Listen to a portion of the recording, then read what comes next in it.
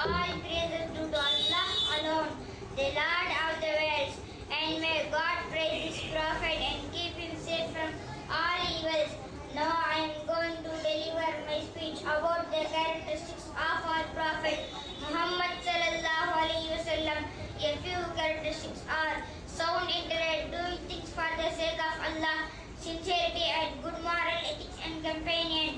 A great scholar of Islam named Al-Jamiyathus, may Allah have mercy on him, said, the Messenger SAW had an excellent, complete and sound intellect. No man has ever had an intellect as complete and perfect as his.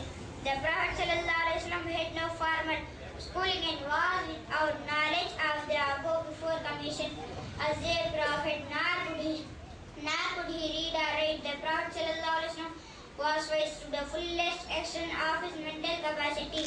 Sincerity. The Prophet ﷺ was sincere and honest in all his matters as Allah had ordered him.